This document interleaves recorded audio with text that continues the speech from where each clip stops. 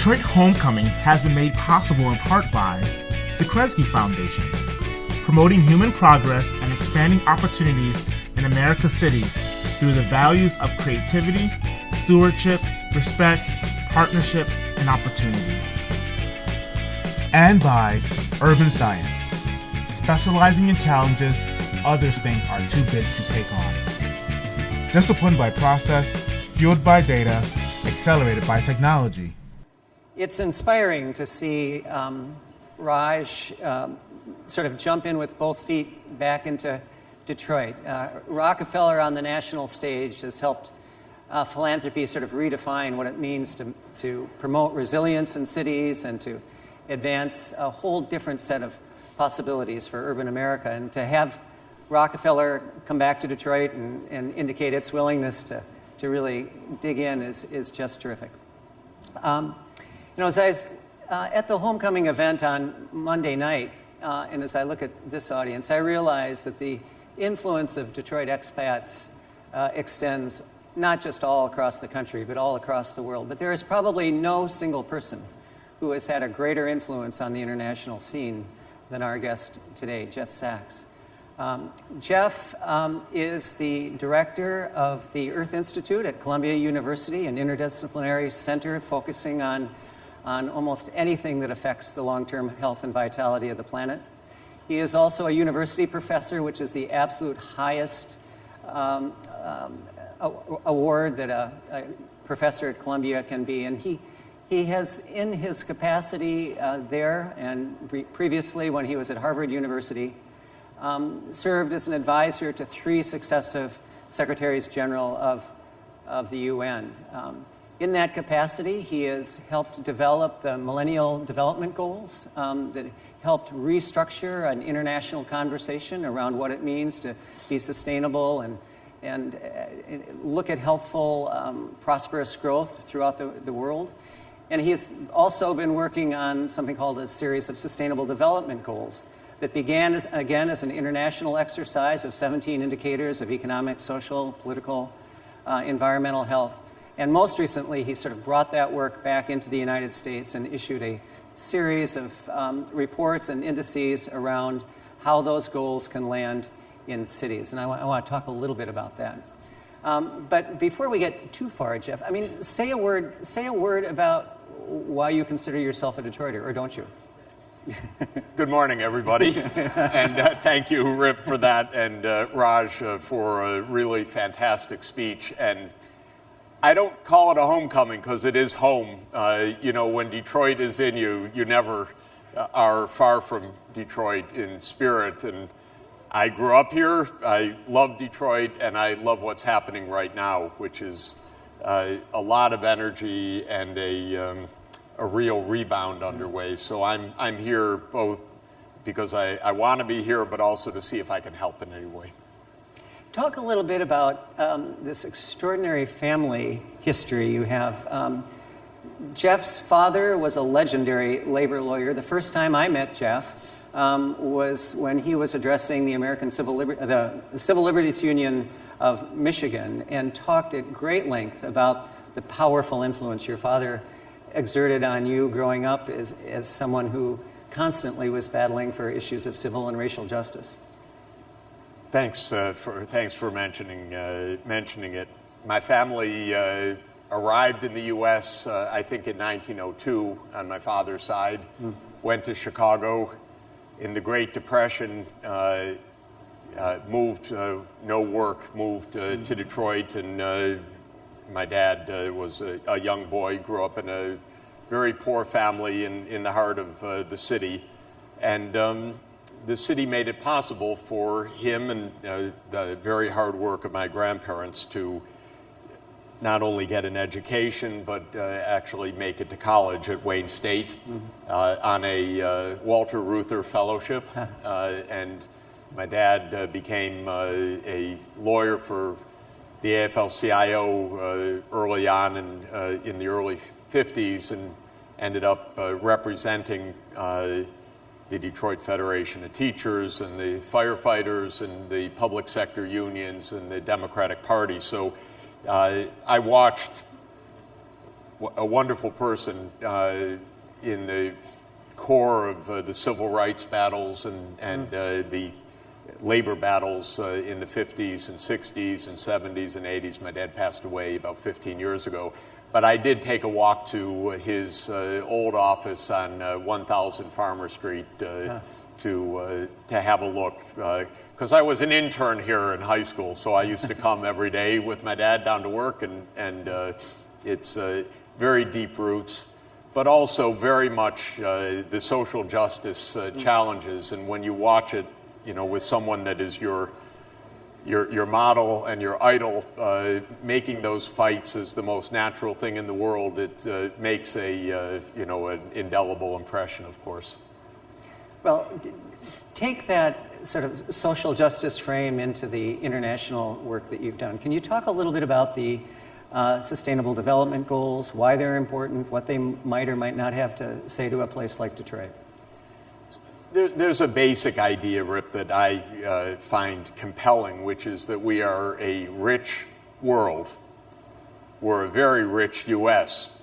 The average output per person in our country, per man, woman, and child, is $60,000 per person. We're the richest country in the history of the world. And actually, the world itself is very rich right now, on average, with an average output of $17,000 per person per year.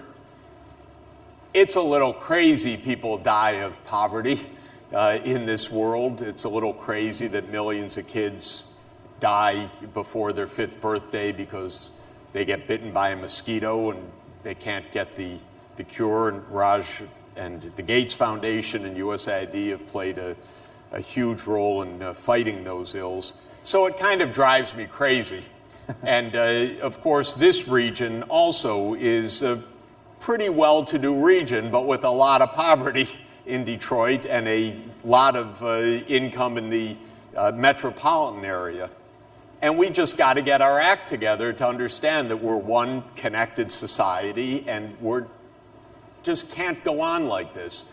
And our problem in the United States is we went crazy about 36 years, 8 months ago. It happened at 10:12 in the morning on January 20th, 1981. Ronald Reagan became president. And he said, basically, he went on an attack on government. And it was a really screwed up thing to do, if you want a technical economics term. We basically lost the sense of social purpose. And we went on a rip of private, everything. And we're not over it yet. We're still about to battle tax cuts that make no sense, that would be the ultimate gift to the Trump family and a few other friends if it's anything like we read about in the paper. Of course, what we read about in the tweets contradicts itself every day, so we don't know. But the point is, we've got to get back to the idea that we're rich enough to look after everybody. We're rich enough for everybody to have an opportunity. We love a private market economy, but it doesn't mean an economy of exclusion and denial or an only market economy. It means a decent place. And so that's what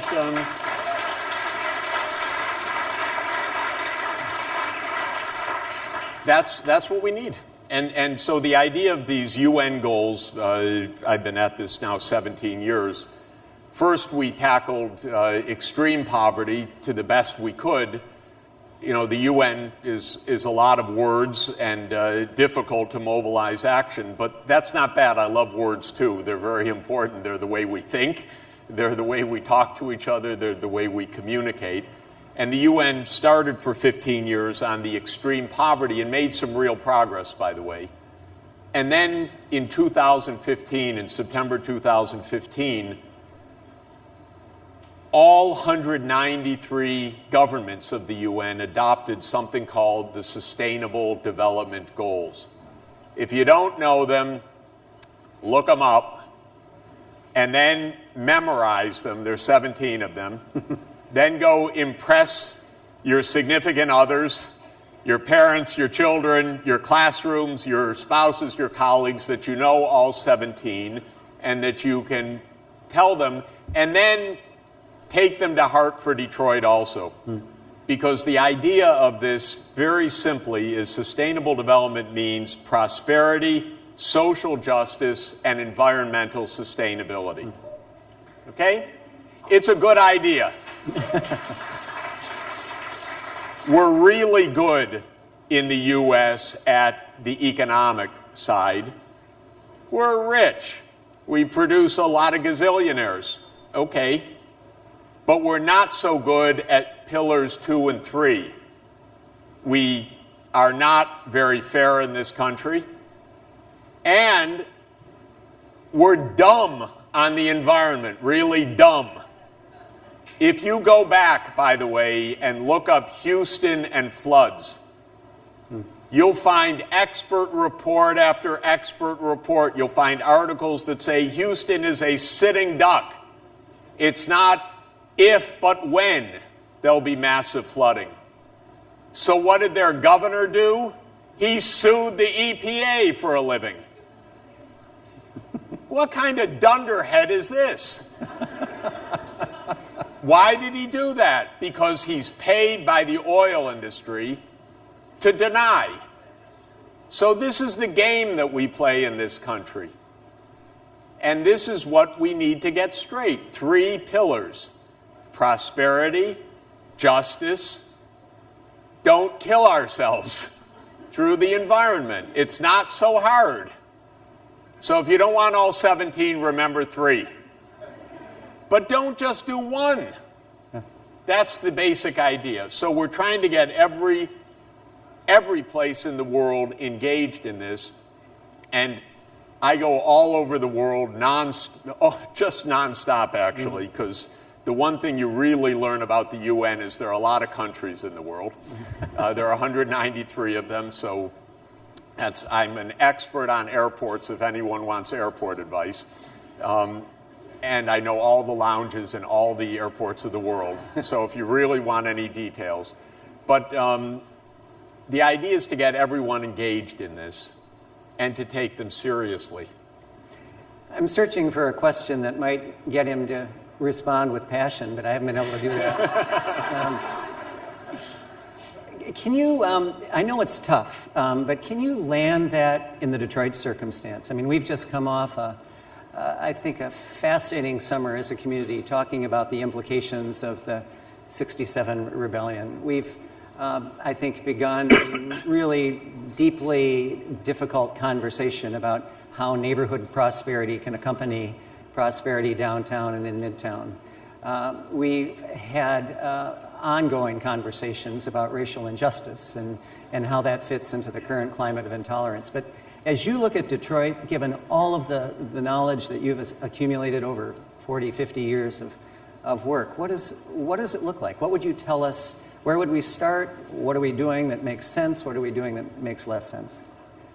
You know, I think there are, for me, 3 kinds of lessons that I would put as a very general principle. And Rip, you're doing a great job, and Kresge's doing a wonderful job, and we're really seeing something take off.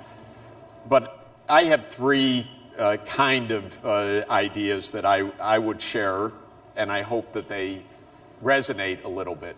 One is the basics. What are we after? So that really is the idea of having a society that's fair and prosperous and safe. That's what I was just discussing. The second, which I really like and I recommend, and I don't think you have it yet, is goals. By goals, I mean clear, articulated, quantified, time-bound objectives.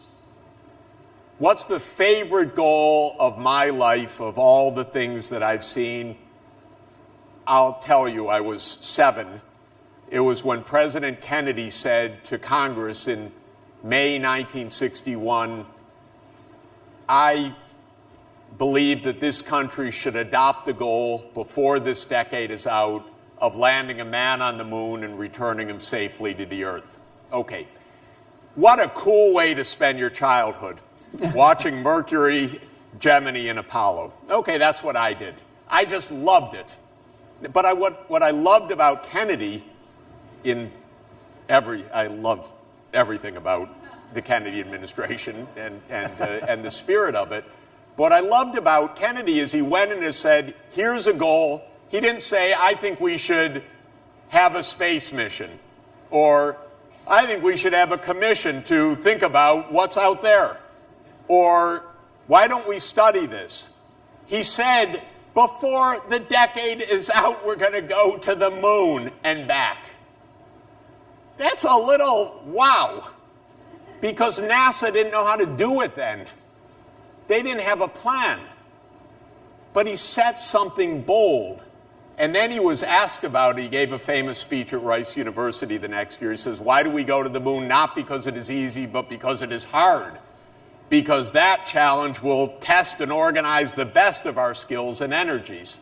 So I really love that way of galvanizing us, which is that's where we want to go. So where does Detroit want to go? And I mean it in a literal sense. Don't you want to have no dropouts by 2030? Don't you want to have at least, say, 40% of your kids going to college by 2040? Don't you want 2030? Don't you want to make sure that the poverty rate is, right now it's in the city 36%. So say by 2030 the poverty rate should be 1/3 of that, 12%. And we're going to aim for that. Now, why do I believe all of that? Because I think the focal point is crucial. And it leads to my third proposition, which is then planning. And you did that with with getting out of the bankruptcy, and there were plans. But I believe plans towards bold goals is really important, quantified goals.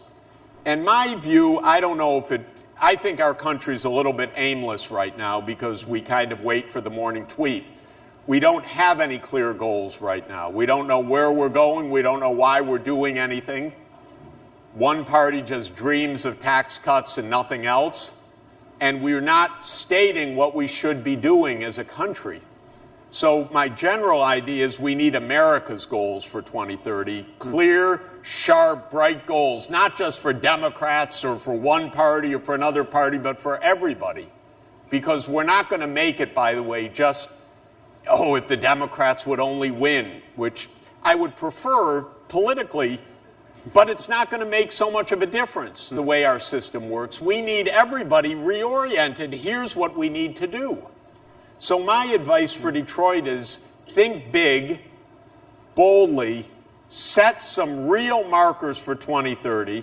If I can help in any way, I really would be pleased to help because it's a little bit my job also. That comes for free, by the way.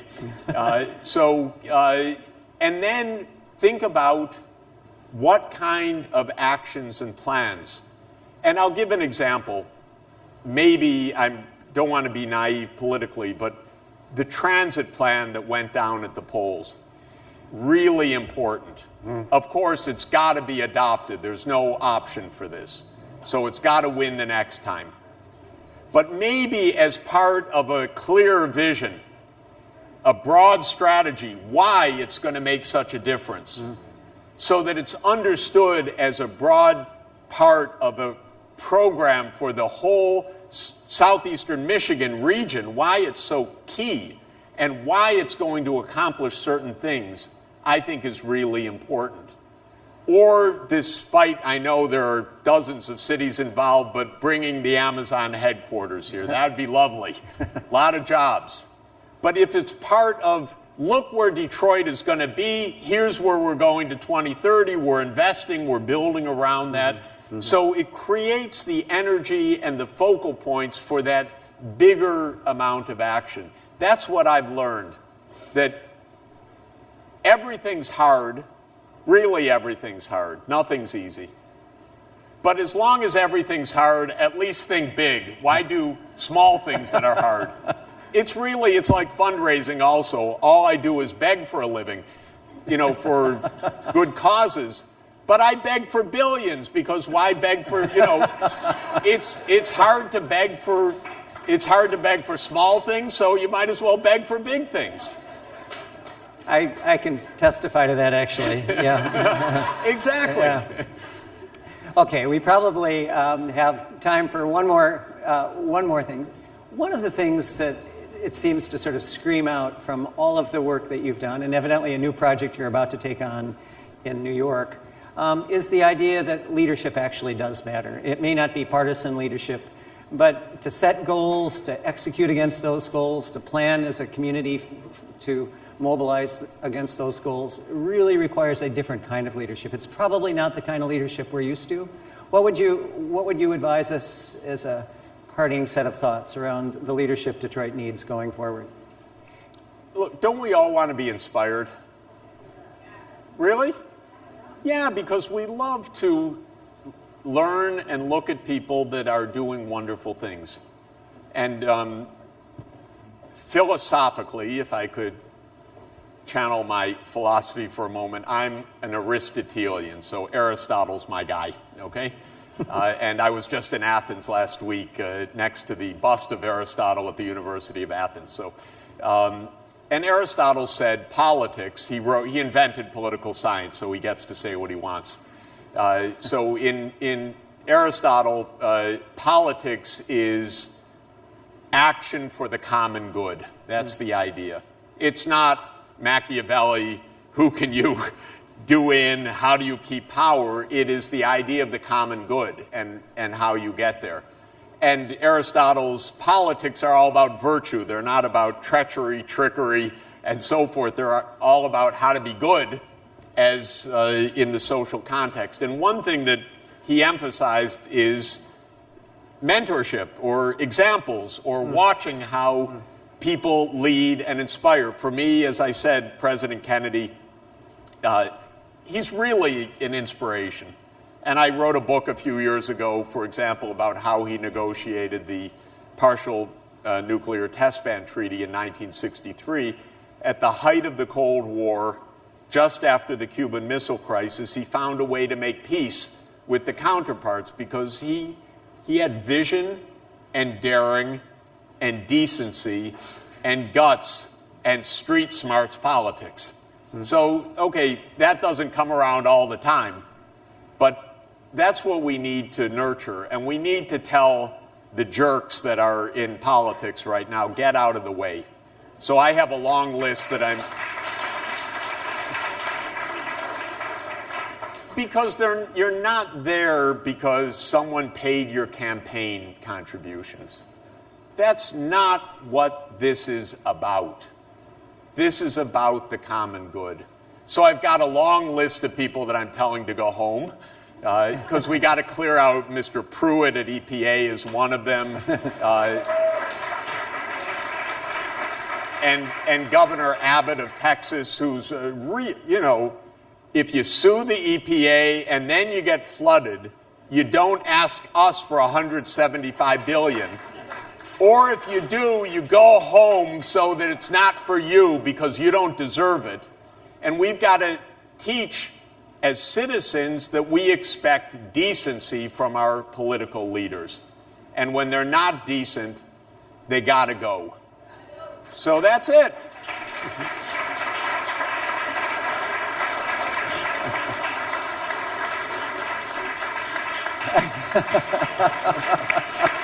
Thanks.